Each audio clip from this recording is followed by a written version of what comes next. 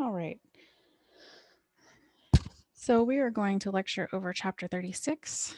This is removable prosthodontics. We have in dentistry we have fixed prosthodontics and removable. So there's a couple of different, um, each one does a little bit different. So we're going to get into that here in just a second. So there are a lot of different options for patients when it comes to prosthodontics, but the goal is to give the patient something that they've lost without any extra pain or discomfort. So removable prosthodontics, this means an appliance that can be taken out regularly, something that they will insert into the mouth and take it out. So it's replacing teeth structure, tissues.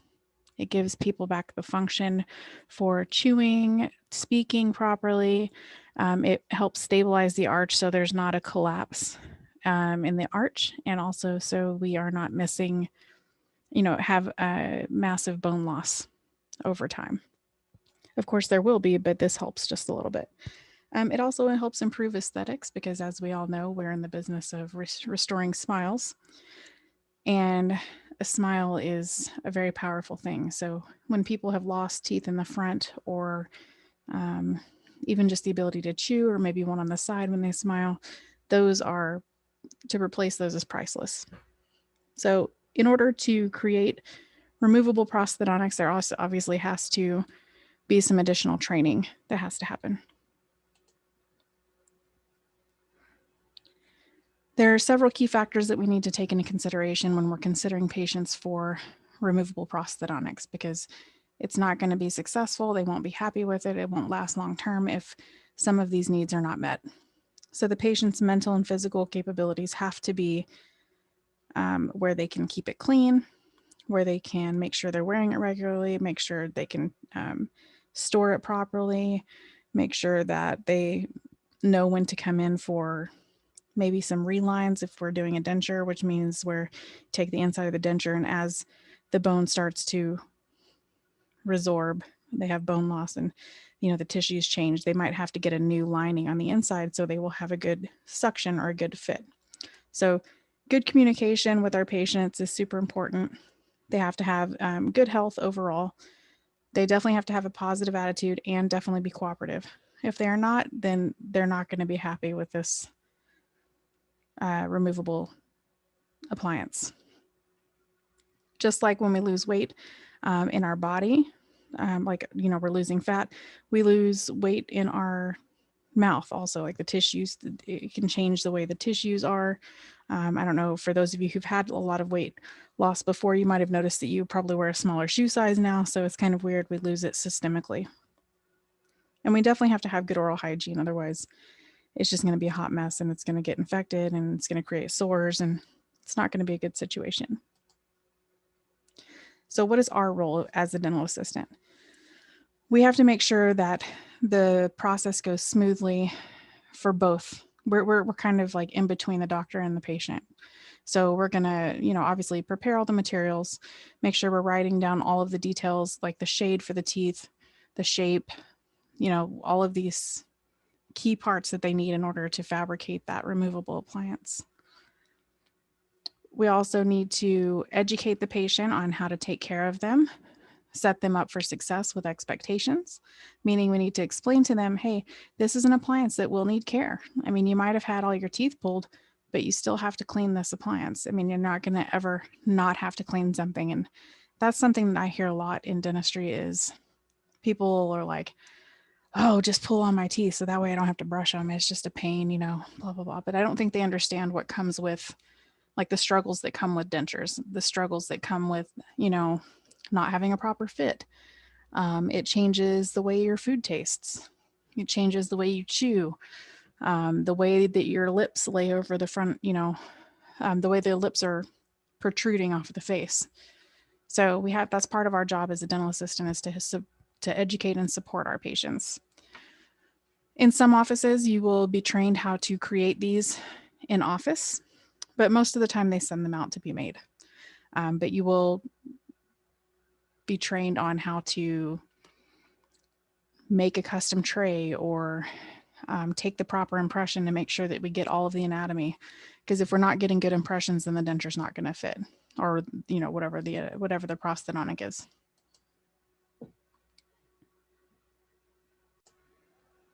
So when we are starting to start the process of getting someone a removable prosthodontic, a removable appliance of some sort, we have to start somewhere.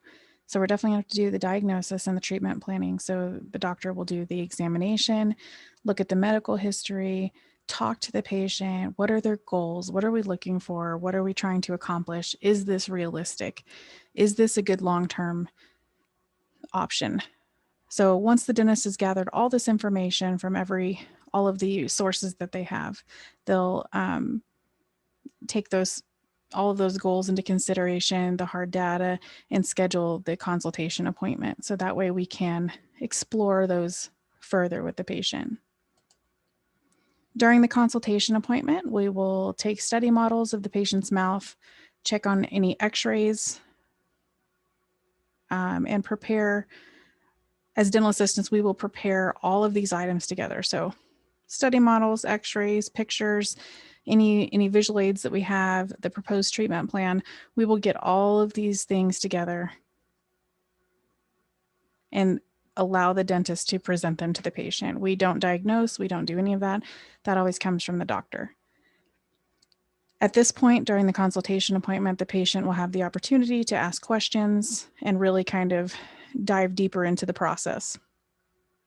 After that, if the patient agrees and says, yes, this is what I want to do, we can work up a suitable financial plan and then, you know, find out how much of their insurance is going to cover everything. But again, the chairside dental assistant won't usually do this, but this is the process. So get everything set up, have them go to the consultation. Once they accept it, then we talk about finances, and then we go from there.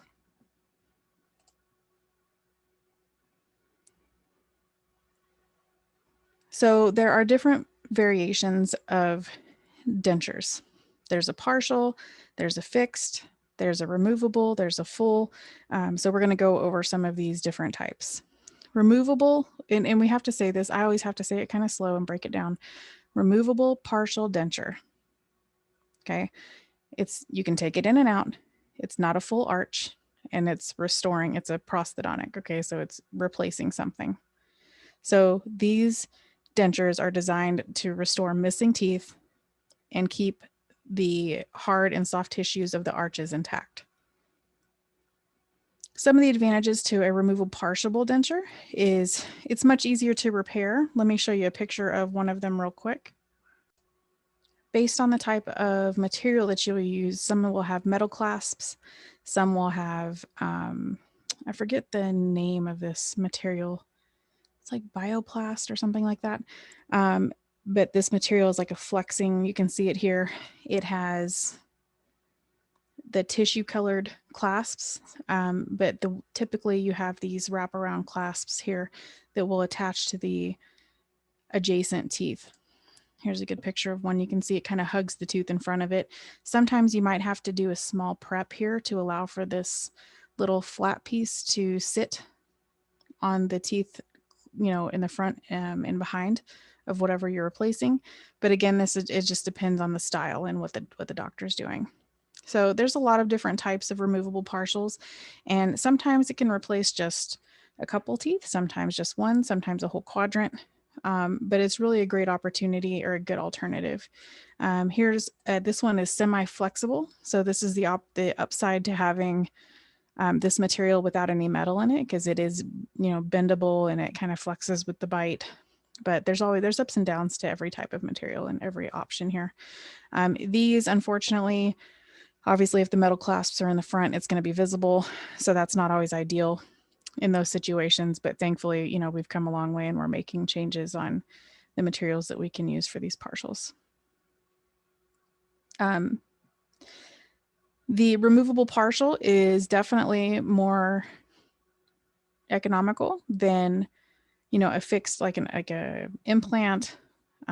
So if cost is an issue, sometimes it maybe not the 100% ideal option, meaning they don't really want a partial, but they can't afford the other one, you know, implants or whatever. So we try to find a happy medium.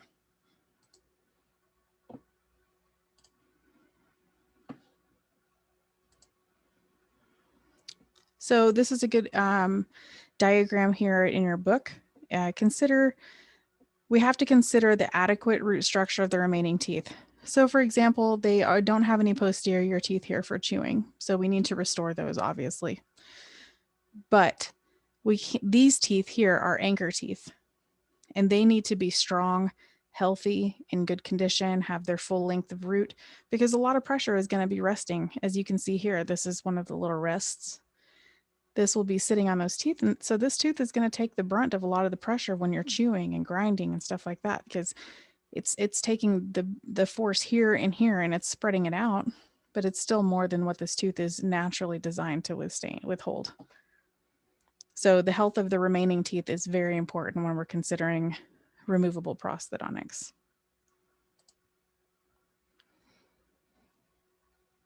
Components of the removable partial dentures. There's the metal framework, which it looks like a frame, right? It kind of looks like a picture frame is how I think of it, or a window frame. So this is the metal framework that gives it support. There are rests that will sit on the occlusal surface of adjacent teeth. The clasps that will hug the tooth in front of it or behind it, depending on what tooth you're replacing. And then we have the denture base, and of course the artificial teeth. Okay. So after the final bite impressions have been taken, when we've taken the impression for the actual partial, then we take a bite registration so we know where the teeth should hit together. We send this all out to the lab with a prescription form that's filled out. We can write it. The doctor will confirm it looks correct. Once you kind of learn what the doctor likes, you can usually fill it out, but they'll always want to adjust, and just check it. Be like, hey, can you just check this? Or sometimes you'll just fill out the prescription, the lab script for just like with the name, the return date, what we're doing, and then the doctor will write in their notes of like specific things that they want for this particular partial.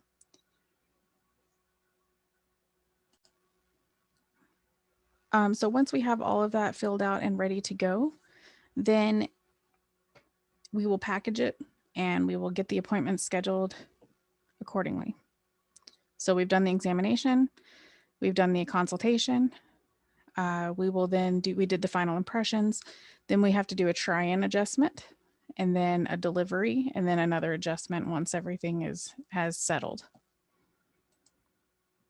So what are some factors for the dentist to consider when choosing a patient as a candidate for a partial denture? And I know we went over some of these briefly. But the teeth to which the partial can be stabilized, so the ones, whatever's going to be the anchor teeth, what are their motivations? And can they keep it clean, or do they have good oral hygiene? Some people might say that's kind of a catch-22 because they lost all these teeth, so they probably didn't have good oral hygiene at first, but sometimes those candidates are the most motivated. So don't just knock it because maybe they have had a bad history in the past. You never know. Everybody's motivations change, and sometimes they can really come out on top. A complete denture is known as a full denture also. So you'll hear complete or full. So when all of the natural teeth are lost, meaning there's nothing left, a full denture is going to be made to replace and restore the entire set of teeth. If there's a lot of bone loss,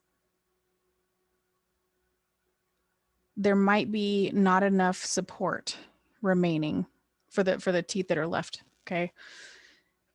So if the patient is like, I don't want to lose the rest of my teeth, even if it's time for dentures, sometimes we just have to show them the pros and cons on this. So they may not be able to afford the implants, even though the dentures are not ideal, but they don't have really enough teeth left to keep. Like the ones that they do have are not in that great of condition. So again, this is educating our patients, teaching them, or explaining to them how important it is to make the right choice. So some considerations are lack of alternatives for sure. If the patient already has all their teeth out, which means edentulous. Edentulous means no teeth. and then the condition of the remaining teeth. This is what a full denture will look like. When they take the impressions, you're still going to have the anatomy from the rugae here, the soft palate, the hard palate. You're going to see all of this. And if you were to flip this over, you would see the alveolar ridge for the mandibular as well. But it's important when we take these impressions for dentures that they extend this far up. This is for support and retention. We also need to make sure we're getting all of the frenum attachments. And when we have these frenums in the impressions and when we're delivering it, we need to make sure we bore this out a little bit so it's not going to rub on those frenums, because that will really start to hurt. But the base of dentures are made from lots of different colors and pigments just to make it look like normal tissue and normal fibers, so it'll have different textures. You can choose the color here of the pigment. So if someone is maybe more dark complected, or for African Americans, they have darker gingiva, or maybe Caucasians who have really pale gingiva, whatever their natural color is, you can tell the lab to use a different shade. So I think that's fantastic, because, you know, it really helps people. You know, having a denture is not easy to begin with, but if it can look as natural as possible, I think that's great. So the teeth are made from either a porcelain or acrylic resin. They have different molds and shapes and colors and textures. And is it more natural looking? Is it not? So doctors will always have their own preferences. Porcelain tends to have that clicking sound when they're eating and talking, but they don't stain like the acrylic. So the acrylic is stronger and has greater resistance to breaking. They're quieter and it's easier to glue to, but there's pros and cons to both. So the doctors typically don't ask the patients which one they want, because the patient doesn't know.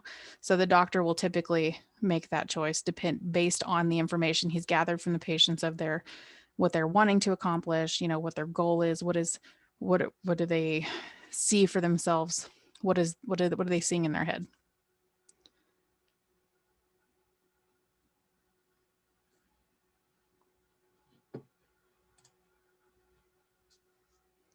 So what does it look like appointment-wise for a complete denture?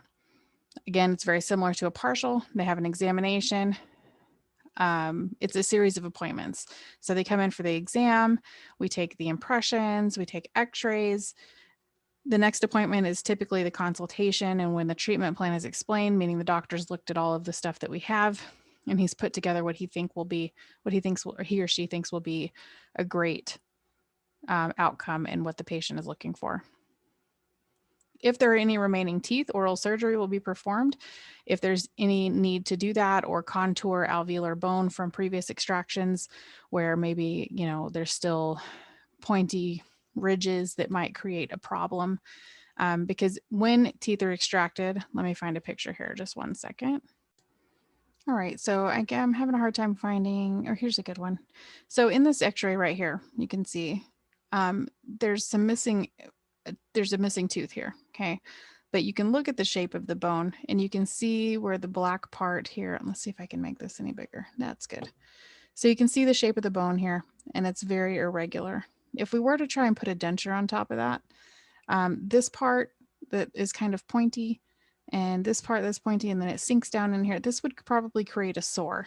Okay, so sometimes even if the patient doesn't have any teeth currently, and they also don't have a denture, sometimes they might need oral surgery for any type of contouring of the bone, the alveolar bone. So we will set them up for success. That's not very common. Usually by the time they need dentures, they either have all the teeth extracted already and they don't really need any adjustment of the alveolar bone. But sometimes if we're just now extracting them, they'll have to do that during the extractions. If the teeth are extracted, like if they had teeth and they're taken out, the final impressions will be taken after the healing from surgery is complete. Sometimes they'll deliver what's called an immediate denture, but it will never fit right. They'll have to get a hard reline done later because the tissues will be swollen.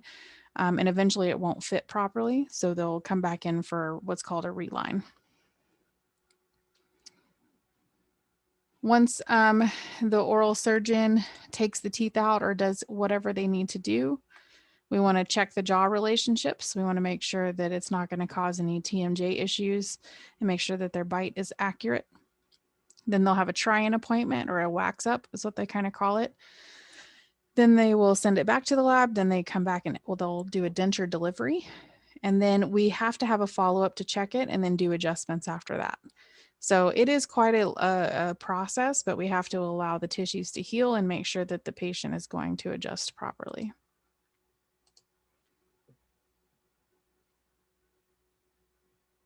So the consultation and oral surgery appointments, we give them all the information during the consultation. It's very straightforward typically with oral surgery. And we just set, it's kind of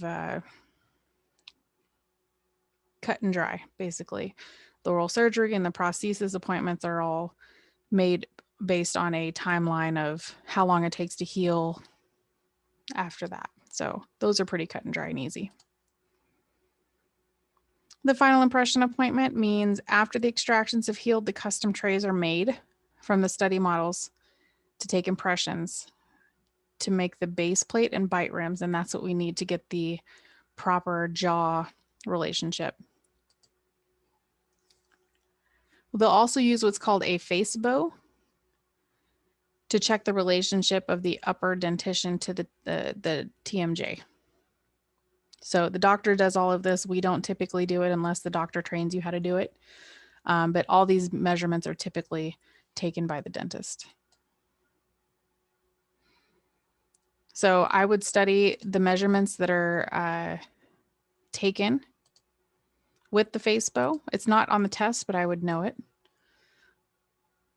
And those can be found in your book in the chapter. Here are the list of them: vertical dimensions, the centric relationship, intercuspation, centric occlusion, retrusion, protrusion, and lateral excursion. Pause this if you need to write that down. So when we're doing a reline, you can do a hard reline or a soft reline, and it depends on what the patient has currently. And it also depends on how much they want to pay for. Chairside relining are typically called a soft reline. Sometimes the tissues are just a little bit irritated due to a bad fitting denture, but those tissues have to heal before we can do an actual reline. But that process is called tissue reconditioning. At this visit, when we're doing a chairside reline, we will extrude a soft material into the denture and then place that in the mouth and allow it to set. Then we take it out, we polish it, remove any excess, and this will it'll take pressure off of that area and it'll allow the tissue to heal. That usually takes several weeks, and then the denture can be actually relined. This is just a temporary solution. The patient won't have to go without their dentures. It's the same day. They do it right there in the chair. It takes about 30, 40 minutes. And that way it's a temporary solution until we can remove the cause and get the patient more comfortable. Some repairs have to go to the lab, but some we can do in the office. It depends on what your office has. Sometimes we have to take impressions. So again, it's a case by case basis, but we definitely, guys, I can't stress this enough. You're going to have people walk in the office and they're going to just take their denture straight out of their mouth and hand it to you and be like, I don't know. They're going to want you maybe they didn't take it out. I've seen some dentures where they absolutely never take them out. It's disgusting. They're going to smell. You're going to have a hard time cleaning them, but we absolutely have to disinfect these before we can repair them. So you can sometimes put, there's a solution that you can put them in. You can stick them in the ultrasonic for a little while. You get like a little sandwich baggie. You put I think it's tartar and stain remover in there, drop the denture in there, tie the bag off, stick it in the ultrasonic and let it vibrate for 10 minutes. Take it out, brush it very gently with a soft toothbrush. Definitely spray it down with some sort of cavicide spray or some disinfectant type of spray before we start working on it.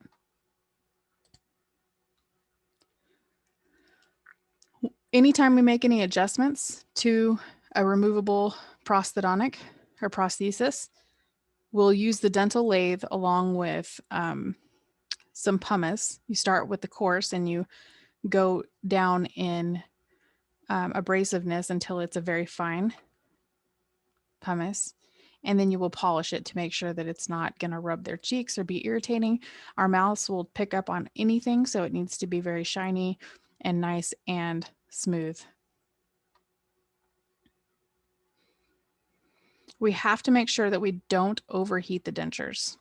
And also we have to protect plastic teeth. So if we are using the plastic teeth, then you don't want to get the pumice on those.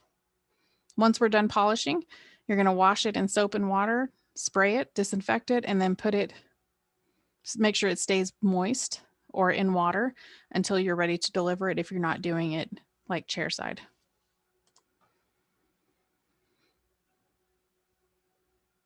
So this is called an overdenture.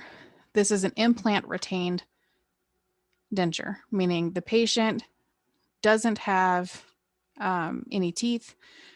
Maybe it's not ideal. It's not an ideal situation, so they place a couple of implants to give it some more stability and more retention.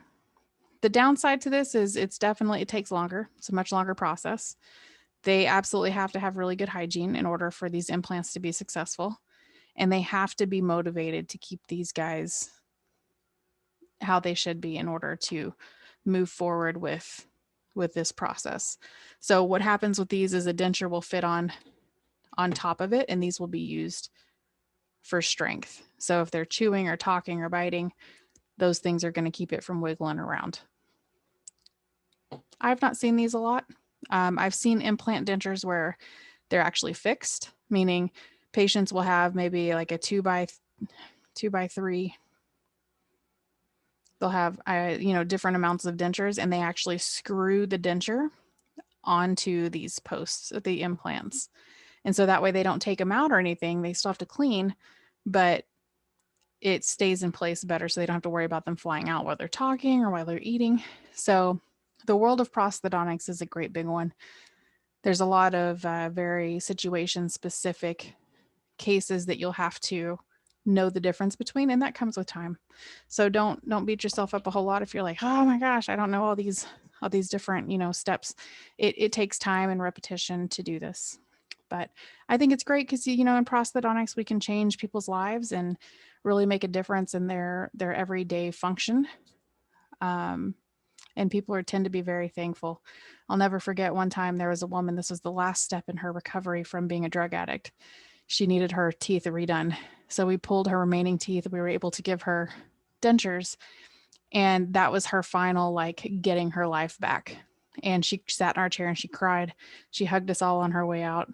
And she was just very emotional and thankful. And, you'll do that on a regular basis. And that for me, guys, is what makes it all worth it. So, all right, that's the end of the chapter. Pretty quick chapter. Make sure you're reading everything in there, doing the homework, and I'll see you in class.